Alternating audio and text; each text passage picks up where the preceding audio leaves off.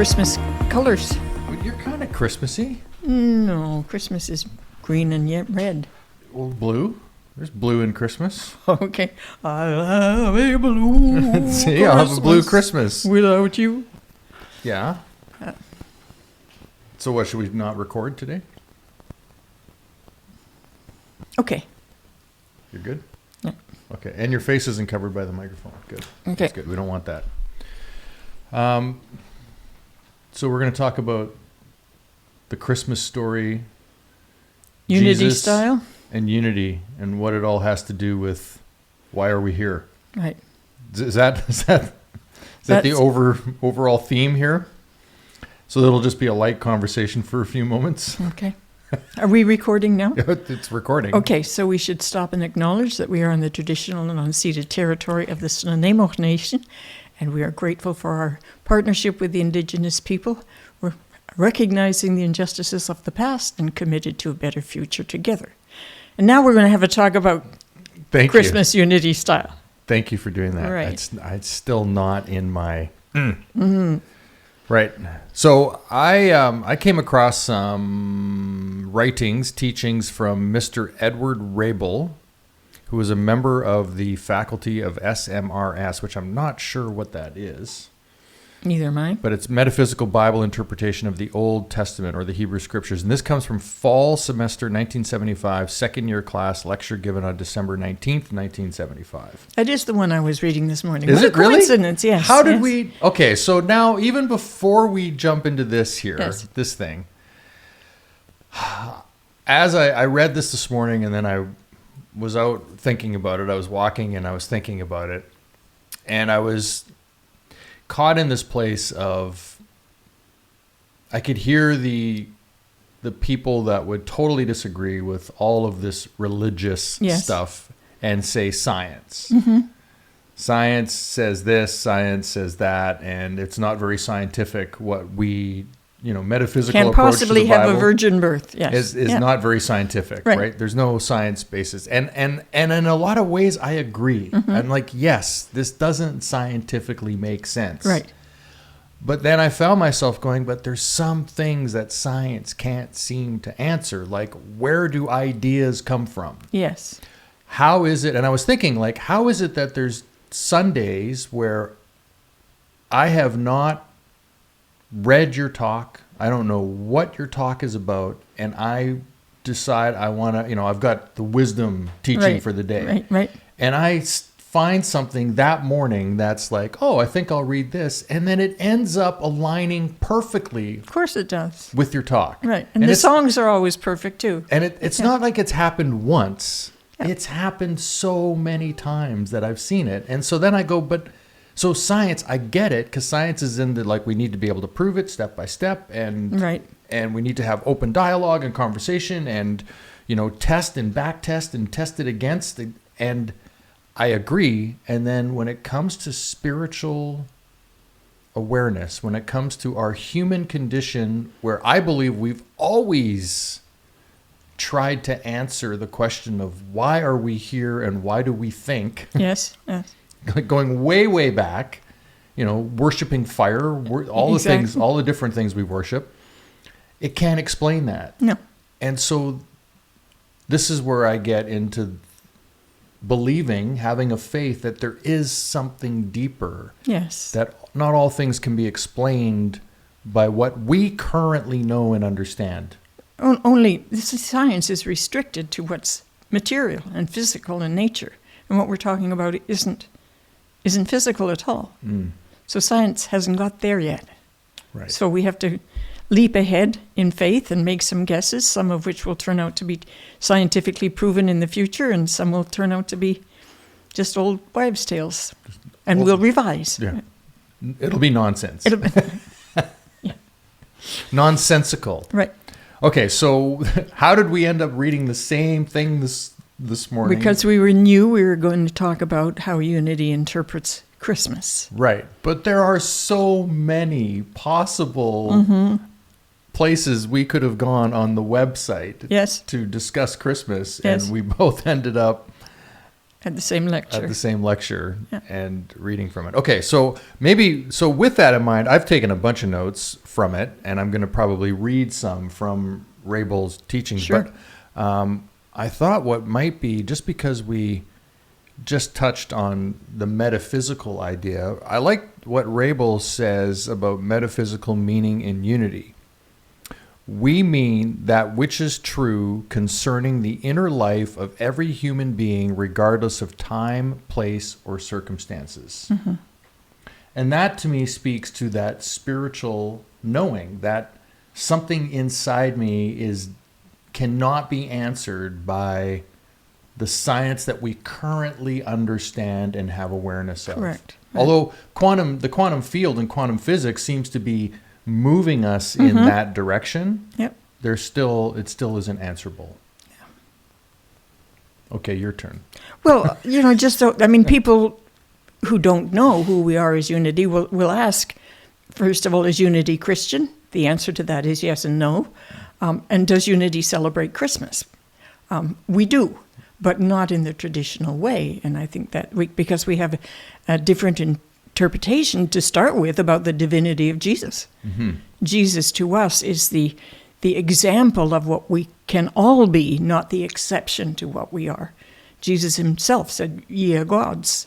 These things and greater shall you also do." So we look at Jesus not as a savior, because we don't believe that we're born in sin and need to be saved, but as the example and a great teacher. Right. And so that's what we're celebrating more, is the birth of the Christ consciousness in ourselves rather than the birth of a particular man. Mm-hmm. Puts everything in a slightly different perspective. Right.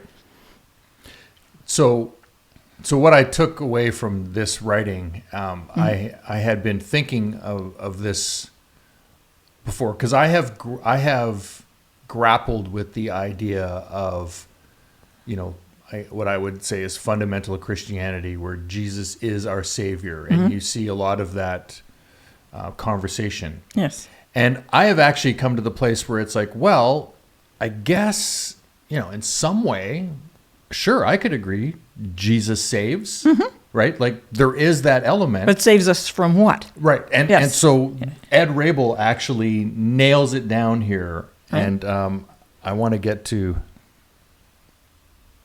Okay, so I think this is it. What we are saying then is that spiritual awareness is the saving factor in each human being. Spiritual awareness has already been born in most, if not all of us. Spiritual awareness begins in the very fundamental parts of our own human consciousness, and its purpose is to grow, expand, until it becomes the very power and authority upon which we base all our efforts in attaining and expressing greater good. And further, eventually, spiritual awareness will become something even greater than itself. It will become what we now refer to as Christ's consciousness. Yes. So that is what Jesus, the man Jesus, sort of represented. It is right. That we look at that and say, there's somebody who achieved a level of understanding that goes beyond what most other, and there's been history, there's been those throughout many advanced beings in many different religions, right. and understandings around the world, right? Right. We can agree on that? Yes. Okay. So then he ties this into the idea of salvation and being saved. And what does that mean? Right. Yeah. And so he says, let's concentrate on the metaphysical level of salvation for us, because this is an inner personal thing, very important for each human being where they are right now. So where we are right now, and so for each one of us, it's exactly where you are right now in each given moment, period. Right. As you age and go evolve, it's every single moment that you're in. Metaphysically speaking, what is salvation?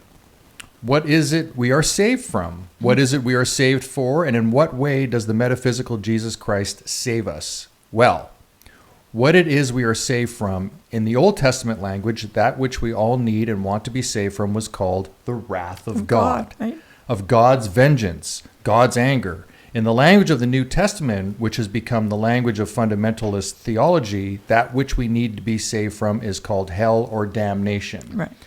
He actually goes on to even just surmise it to be our daily suffering Yeah. that we go through. Right. The hell here on earth is that daily suffering. Okay. And the heaven that we can achieve is on earth also. And that can be found in the teachings of Jesus. Right. The giving up of blame, the giving up of Well, Jesus taught love. Yeah, One love. commandment, love. love, forgiveness, right? Right. And this goes back, too, to our fundamental understanding of what God is. We cannot conceive of a God of wrath. Our God is a God of love. Right. He's not capricious. He doesn't judge, doesn't punish. It's not even a he. It.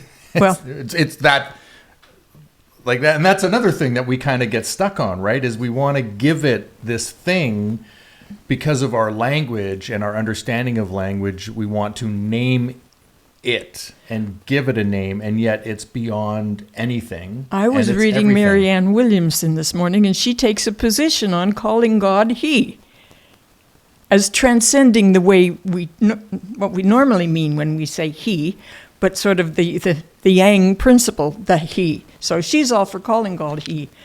I've been preaching against that for 20 years, so there we go. But it's all in what you allow it to mean in your heart. Yes. When you say the words. Yeah, and I think that's a really strong point, that if there's anything I can ever preach going forward, it's what does it mean to you?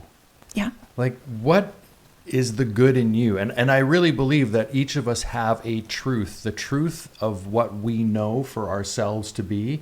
And then the challenge is living that truth. And the biggest challenge that I think from what I can tell from my own experience and from speaking with others is the overcoming of that suffering that we have, that self-doubt, that self-criticism, that blaming, shaming, all of those things that amount into nothing more than wars and suffering. Yeah, needless, yeah. And it's the overcoming, the salvation that we're looking for is the overcoming of that. Yes, of our fears and our negative thoughts. And no matter who gave them to us and how long we've held them, we can always dig out those negative thoughts and let them go. Because we carry that into everything we do. Mm-hmm. Yeah. Yeah, it often makes me think of the the old backpack in the Landmark Forum when it's like, here I am, and here's all my stuff, and here we go. That's right? wonderful talk that you do too. Yeah, to just like drop it in, and then you end up bringing it into every relationship, every circumstance, and it's in the releasing of that, the salvation of those thoughts. Yeah.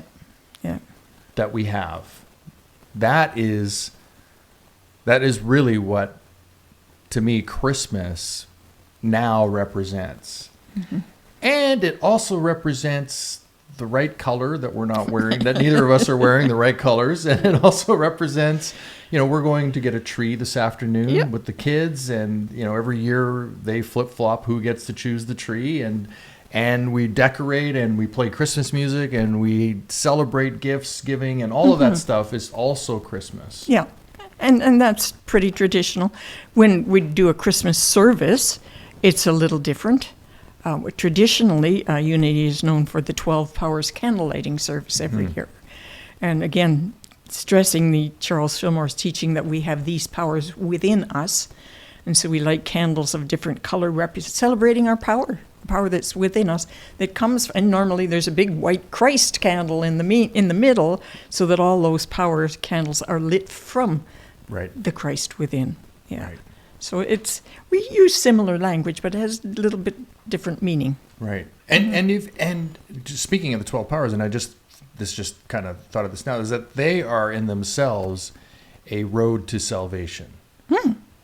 Because whether you're aware of it or not, and for anybody that's watching this that maybe isn't familiar with Unity's 12 powers, they are. Do you want me to go or do you go? No, I'll correct you if you make a mistake. So I do it alphabetically. Okay.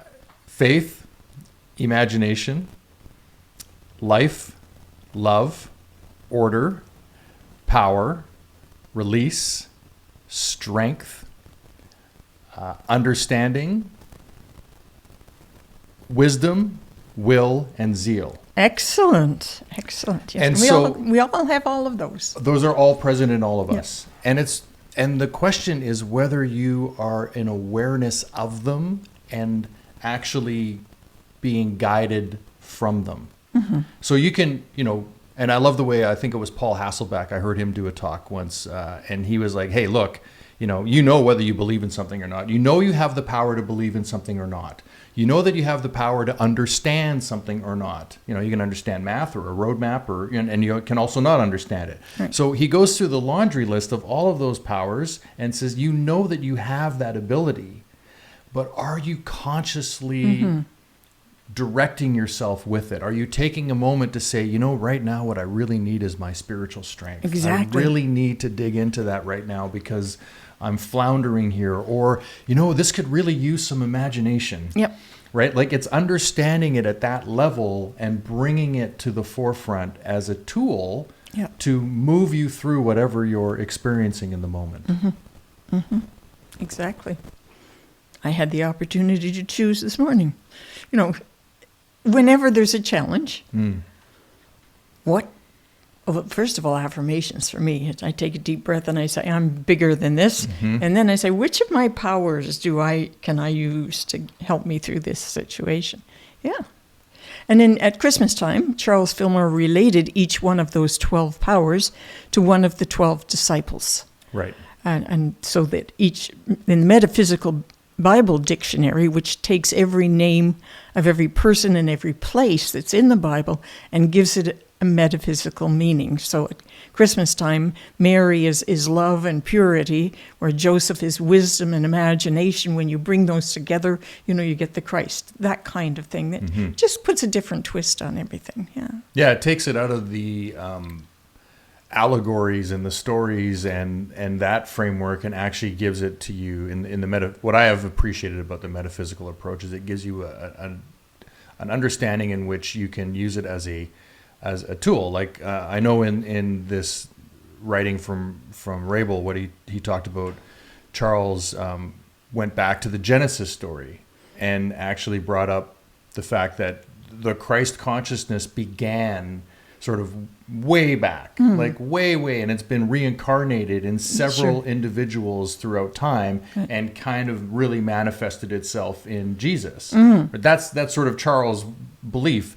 But it was if I paraphrase, it was an understanding to get away from the Genesis story where we fell off of the godlike child that where we realized suddenly we were naked, and it was the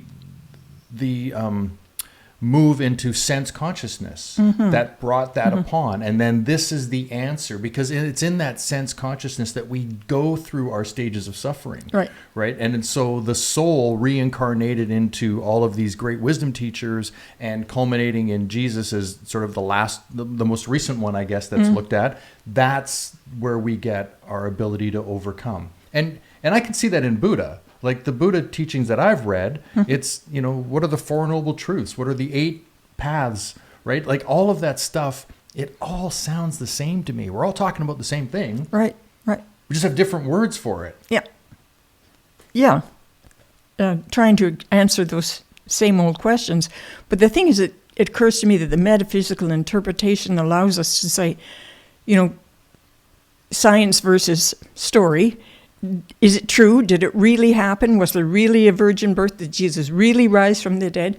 When you realize that there's this deeper message, actually doesn't matter. It doesn't matter whether it actually happened or not, whether the Bible is word for word true or not. It makes you realize that on some level it could. And there's the message. So, why are we fighting about whether it really happened? Yeah. Well, yeah, because, just right there when you said, did Jesus rise from the dead? Well, how many times have you risen from the dead? How many times have you been knocked down and you've gotten yourself back up again and got back into life, which is one of our 12 powers, right? So it's like you can look at it and go, oh, there's a story there that I can see there's actually an alternative here. I can apply this to my... Yeah, I think it was Reverend Rona in New Westminster, who I saw a talk with her where she simplified metaphysical teachings down to in me. Where does this show up in me? So you could read the Bible and go through this and look at each one of those and ask the question of, the great war that happened. What's the war that's going on inside of you right now? Right. What is the battle that's happening within you about something you've done or something that was said or something that happened? And you're going back and forth on who's right, who's wrong, blah, blah, blah. Yeah. So, I mean, we all can take lessons from Christianity, Buddhism, Hinduism, all of them. There's beautiful lessons in all of those stories. And ultimately, they're all bringing us closer to the truth of who we are. Yeah. And unity just happens to be grounded in metaphysical Bible interpretation, the understandings and teachings of Jesus, and I guess just how those are translated. And that's where the basis was built from. Yeah. And it's not right or wrong or good or bad. It's so when people ask, "Are you Christian?" It's like, well, I mean, I don't know. What does that mean to you? Yeah, what does that mean? Are we a traditional Christianity? I don't know. I mean, well, certainly a traditional Christian would say don't. When go online and Google what basic Christian beliefs they are, I don't believe those. Right. But I certainly embrace many Christian values. Yes. Yeah. Then there's a distinction there, right? There's a difference. Charles Fillmore wrote in a letter to a minister back in 1936 his thoughts to a question regarding Jesus. The relation which Jesus Christ bears to the human family on this planet is somewhat complex and involved in even metaphysical explanation. But when we admit that he was one step ahead of us in his race evolution, we have a key that clears up many seeming contradictions. The soul that incarnated in Jesus had attained the glory of the Son of God consciousness. Eons of ages previously, another universe evolution in which he attains creative power. So this is where he talks about that this soul that ended up in Jesus had been moving through so many other wisdom teachings, so many other individuals that have led their people at times or been looked at as a great truth. But that reminder is that we're not finished yet. Yeah. This is far from the top of the chain. We've got a long way to go in our evolution. And the seed is in each of us. We all have that capability to get there. Yeah. Well, I remember you just reminded me of a talk that you and I did years ago. It seems like years ago. It's probably only 4 or 5. That's not that many years ago. But you were on my podcast. Do you remember? You came onto a podcast that I was doing back then, and we were having a conversation about spirituality, and I was very, very green in my unity understandings and my own, dive into my new truth of spirituality. And we ended up discussing a lot about the darkness in the world that was happening at that time. It seems like it's always happening, doesn't it? But you said something that has stuck with me since then. You said the reason I think we are seeing what seems like more darkness in the world is because there's more light being shone in the world. Yeah. And so because of that, we are seeing more of it because more light is being brought into the consciousness. And as a result, we're seeing the things that maybe we weren't seeing before that were already happening. Yeah. But now we're actually getting the awareness around it. And I know for me, I'm a half full kind of guy. For me, it's always half full. That gave me such hope in the moment. I actually, to this day, I can remind myself that, oh, you know what? I think it's just because there's more light in the world. And so things look more grim because we see more of it. But it doesn't mean it's gaining more traction. It just means that we are, evolving. And as you said, the work is not done. The evolution of our spiritualness and our understanding of it and what that means is it's an ongoing evolution, which brings me to the Unity Vancouver Island mission. You know, we are a growing An unfolding, expanding center of light and love, mighty to attract its good and radiate good to others. Exactly. Yeah. And that, for me, can speak to the whole human family. Yeah. The old analogy we've all heard, you take a glass of muddy water, and that's what we're seeing, and you just keep dropping a drop of clear water in it, one at a time, over and over and over again, and eventually you're going to get clear water. Mm-hmm. And this is true in our own, routing out those negative thoughts and replacing them with positive thoughts. And as each one of us does that, that's one more drop in the world, one more little light beam and eventually the light will overcome the darkness. Yeah. And that just reminds me of, one of the scriptures of, you don't light a candle in a house and put a bushel over it. Right. So, let your light shine. Yeah. Don't be afraid to light up the area around you. And with that light, we see. I mean, we can't fix the problems if we don't see them. So as you say, this is the underbelly of the world being shown, and now that we can see it, we can start to fix it. Yeah. Yeah. Yeah, and for me, the fixing is choosing not to be a part of it. Like my way of fixing something is to not give it energy. It's not to point out that people are right or wrong or to shame others. It's to be like, no, I'm actually just not going to give that any energy. Yeah. I'm going to choose to shine my light over here, and maybe in doing that, others will do the same. Mm-hmm. And you may be called a Pollyanna and unrealistic. And I did a talk once called "What's Wrong with Pollyanna Anyway?" What's it hurting to look at the bright side? Mm-hmm. Yeah. Do you think we managed to speak about Christmas here? Well, sort of. I liked when we were repeating the mission statement, we used the word radiant. Mm-hmm. And I said, that might be a way to end this little session, is have a radiant Christmas. Yeah, absolutely. Thanks, Reverend Patricia. Thank you. Merry Christmas. Yeah, Merry Christmas to you.